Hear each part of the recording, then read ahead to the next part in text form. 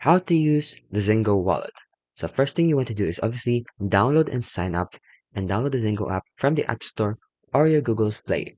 Or in your iOS, just simply just go to your App Store. And then email verification. So you want to sign up with your email and then verify it via the link sent to your inbox. And then set up your biometric security like your fingerprint or your Face ID for added protection.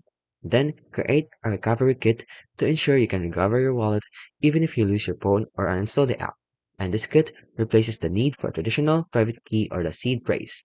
Then next thing you want to do is depositing funds. So from the exchanges, you can deposit funds from various exchanges like Bitfinex, Binance, Robinhood, and Coinbase. And from receiving from other wallets, you can receive from another wallet if you go to the main menu and then receive and then copy your wallet address or view the QR code.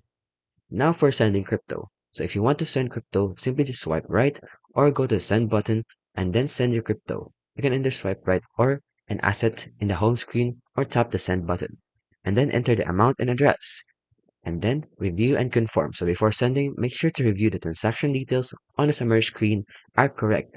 And then lastly, for buying and selling crypto. If you want to buy, Zengo allows you to buy crypto directly from the app.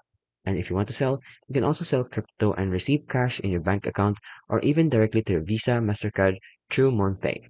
Now here are some important notes though. There are no seed phrase, they have implicit security, and local currency values are estimates and changes frequently. And they also have Ethereum for ERC20, and they have layer 2 networks.